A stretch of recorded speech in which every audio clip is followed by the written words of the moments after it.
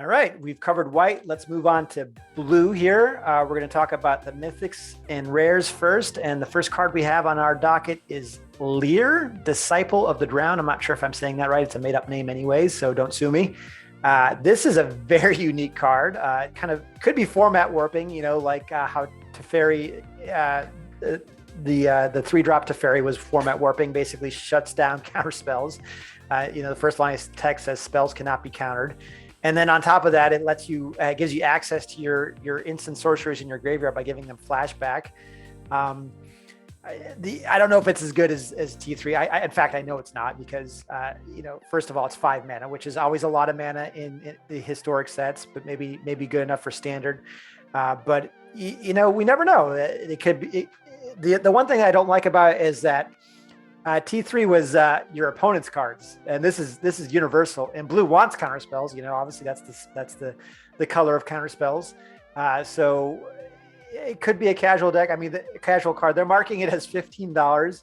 I do think it's going to see play in standard. It's probably too powerful not to, but I don't know if it's going to make an impact in historic. So it's definitely kind of a build me around card because they're unique effects, and you're going to have a certain deck to want to play this card. The next card is a personal favorite of mine, the Poppet Stitcher. Basically, you want to run this in a deck that has a bunch of instants and sorceries, so you can bomb it out a bunch of 2/2 zombie tokens, and then flip it over and make those zombie tokens 3/3s, and they don't die because the zombie tokens, if you're not familiar with this new Decade a keyword in Midnight Hunt, basically Decade says when you attack with this creature, it gets sacrificed at the end of combat.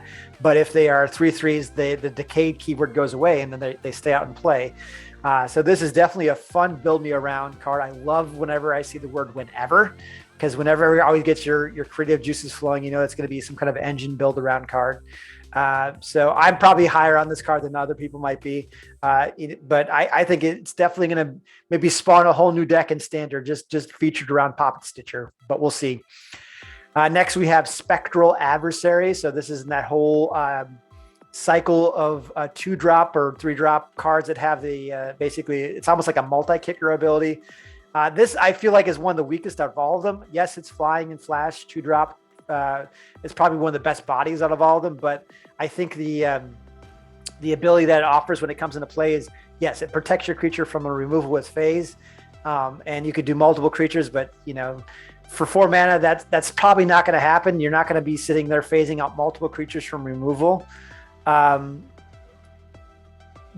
think this would protect also. I mean, I almost wish this was the kind of the blink ability instead of phase, because phase you don't get the ETB. It doesn't necessarily leave the battlefield. It goes into some kind of Schrodinger's state where it's neither alive or dead or removed from the battlefield or not. But it does protect you, I guess, from board wipes too, because when it phases out, it's going to be gone from a board wipe. So that's the one thing that phase has over like a blink ability. Why couldn't they just say exile until end of turn? I don't get why they're bringing back phase. I kind of dislike phase as an ability. It should have stayed dead in the Mirage block. So I'm not as high on this card as maybe some people. There's definitely going to be a Spirit deck where we're going to review a Spirit Lord here next, but maybe because it is a Spirit, it's got flying and flash, it'll put it over the top. But to me, this is one of the weaker ones in that whole cycle of kicker cards that we've seen. Next, we're going to move on to a card that I have no idea why they priced it at $1.79. To me, this is a casual card.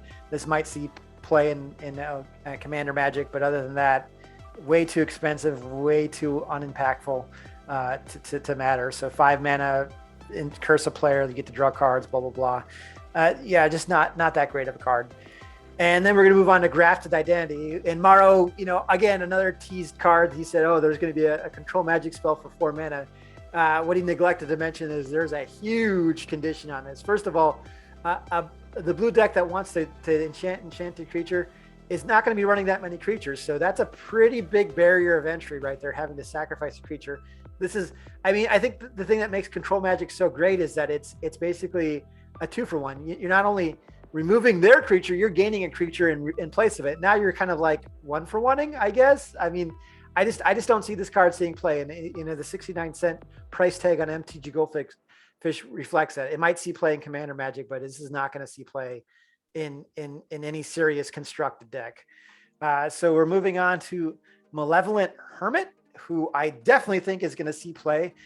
If you remember the blue tempo decks that use the 1-drop Pirate Siren that protected your creatures from spells, this is very similar to that. And then on the bottom, the back half of it, when it comes back after sacrificing itself, is much worse. Non-creature spells you control can't be countered. So basically, you have all your counter magic is uncounterable. So this is going right into a tempo blue deck. I hate tempo blue decks. I hated Delver of Secrets, and now they're bringing that back and they're giving it toys like this. What are you doing to me, Wizards? This is going to be a very obnoxious card that will see play. I guarantee it. The next card, Memory Deluge, probably will see play in Standard. I think this is better than Behold the Multiverse. The fact that it lets you maybe dig a little bit deeper, and then it's got Flashback, which lets you dig really deep. So this is a good card, an instant speed drawing card. Spell. These always see play. You want it. This is going to be in a kind of a hold up counter magic or draw cards at the end of your opponent's end step. Either way, you're punishing your opponent. The next card, like I mentioned, is a Spirit Lord. I think there's already a couple of these already. Maybe we're going to see a competitive Spirit deck in Historic. I think there was some attempts at it before. Maybe there's enough tools now in Innistrad Midnight Hunt to put that deck over the top. We'll see if there's enough spirits. We didn't really see any white spirits, by the way. If you recall, all the white cards were either angels or humans. So in the past, spirits were normally white and blue. I think there was a couple disturbed spirits in white, but we'll see. I do like the fact that this lets you use flashback and disturbed cards at a discount, and it's a decent body, and it pumps your spirit token. So, I mean, if they were reprinting that white card that had flashback that creates spirit tokens, maybe this could go into like an Esper shell. Of course, they didn't reprint that card, so we'll see. It's an okay card. Next card is interesting, Sludge Monster. I have no idea why this is a blue card. To me, this screams green. This creature type should have been slime, but still, 5 mana, 5/5 for blues, not bad. It does have, again, I mentioned this before in the white, it's got an enter the battlefield and attacks ability. Well, albeit the ability is okay. It's basically a grizzly bear factory. It turns all your opponent's creatures into grizzly bears, which could be relevant. So it's an okay card. I don't know what deck this fits into, really. I don't know if it really makes sense in a control shell. I mean, it's kind of a weird card. It's just awkward. So we'll see if it sees any play. The next card, however, I definitely think is going to see play. Suspicious Stowaway. Starts out as basically a card that can loot for you. Can't be blocked, and when he deals damage, you draw a card and discard a card, which is actually a really good thing in a set that includes both Disturb and Flashback. And then on the backside, basically, it becomes a Shadow Mage Infiltrator. I think it's a green card on the back, though it doesn't say it. The template looks green, so I don't know. That's kind of confusing to me. But basically, once it deals damage, you get to draw a card, and you don't have to discard then. So that is a very fun card in a tempo deck or a deck that wants to get card advantage. The next card on the docket is Trisca delaphilia, which when I Google Trisca, there's a Trisca delaphobia, which is the fear of number 13. So philia must be the love of number 13. This is an awkward, goofy card that I don't know where it's going to see play because it's pretty hard to set it up. You get to draw a card for 4 mana, which is a ton of mana. It's a 1/3 body, so it's vulnerable to removal. And then at the beginning of your upkeep, if you have 13 cards in your hand, you win the game. So this is just a goofy card that I don't really see impacting Constructed in any form or fashion. So that's it for the blue. I think that white on a whole was stronger than blue. There's a couple of really fun cards in blue, namely Suspicious Stowaway, Malevolent Hermit. I'm partial to Poppet Stitcher. I know it's probably not a competitive card, but I like it anyways. And then Spectral Adversary and Lear, of course. But then there's a lot of cards that are like really weird and strange that I don't know are going to see play. So that's it for the rares and mythic rares. We're going to move on to the uncommons and commons next. Thanks for watching. So as before, we're not going to talk about all the commons and uncommons, just the ones I think might see play in Constructed. I'm going to start with Falcon Abomination. I don't know if this is actually going to see any play in Constructed, but I just want to call it out. I think I'm going to high pick this in Limited. It just seems crazy to me that they have a 3 mana creature that creates a 2/2 zombie token on top of it, and it's got a flying. So it's like 4 power for 3 mana, and one of them is evasive. Granted, the 2/2 zombie can't block, and when it attacks, it dies. So maybe that's kind of what balances this out. But it just seemed bizarre to me that they made a common that basically has so much value on it. So I'm also going to talk about Dissipate and Devious Cover-Up. Devious Cover-Up's a reprint. I think it came out in one of the original Ravnicas. And the only reason I'm calling these out is, yes, they're kind of, they're not like aggressively costed counter spells, but the fact that they exile the creatures or the spell that they counter is, I think, going to be relevant. And depending on how annoying Flashback and Disturbed is, we might see these things take the place of, I don't know, Saw It Coming or something like that. And this is, again, I'm only talking about standard. I'm not talking about historic. Neither of these cards are going to probably see play in historic unless the deck is desperate for like a million counter spells. But just wanted to count out that both these are reprints, and both of them take care of annoying Flashback and Disturbed cards. So next up is the 1,000-pound gorilla in the room. That is Delver of the Secrets. So for those of you who had to suffer through Delver of the Secrets, not only in standard, it basically ruled standard for like 2 years, but it's also saw play in modern. I think it still sees play in modern. I haven't played modern in a long time, but I'm assuming it's still there. This card, a lot has been made about Dragon Rage Channeler, but Dragon Rage Channeler, you're not necessarily flipping unless you're insanely lucky on turn 2. I mean, because it takes a lot to get 4 cards into your graveyard. I think the only way you could do a Dragon Rage Channeler is you had like a Fabled Passage, and then you cast on turn 2. You cast Faithless Looting, and then you also surveilled something in your graveyard. That's the only way you're flipping. The only way you're going to flip DRC on turn 2, but Delver of the Secrets definitely could become a 3/2 flyer on turn 2 if you're lucky. And to that, people were, in the Discord chat. I'm on the MTGA Discord chat. Definitely join. It's a great community.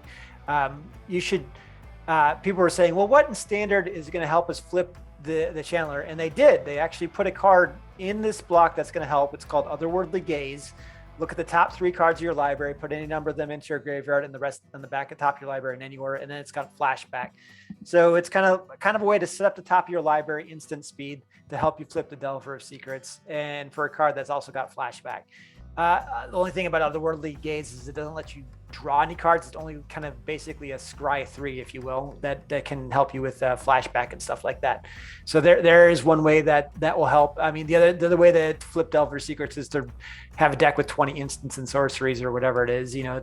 I don't know. I'm not a math guy, but I know that you have to run a lot of instants and sorceries. It's probably going to go in an Is It Shell in that case. So next card we have is Fading Hope. I just wanted to call this out. Unsummon has seen play in the past. This is basically an upgrade to Unsummon because it lets you scry 1 conditionally. So, just keep that in mind. And then we also have Yeast or Geist Wave, kind of maybe an upgrade to in a blink or whatever that card was that let you drew a card with the kicker. This does let you draw a card if you return your own permanent. So I can definitely see doing this and blanking somebody's removal and then getting to draw a card for 2 mana. That's pretty nice. Then we have Secrets of the Key. So I thought this was an interesting card. Instant speed. It is pretty mana intensive, because 1 blue mana, cool. You get to investigate, which is neat. But then if you do it from your graveyard, you get 2 tokens. So again, that is a lot of mana because you think about it, you got to flash it back for 4. Those 2 investigation tokens are 2 mana each. So that's 8 mana to draw 2 cards. I don't know. It may see play, may not. I just think it's cool that it's got Flashback. And then finally, Ominous Roost. Again, partial to this card because it's got the word whenever. I don't know if it'll see play or not. I would love to pick this up in limited because I will abuse the heck out of this. It's not as good as some of the other, Roost cards that have been out there.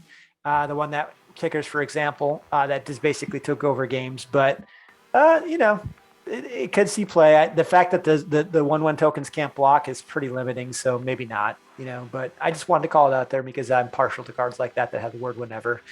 So that pretty much covers it for the cards I think we'll see an impact on blue. There's probably some cards in here that I haven't thought about it, that might make an impact, but we don't know until we actually start playtesting with these cards. So thanks. We'll move on to the next color.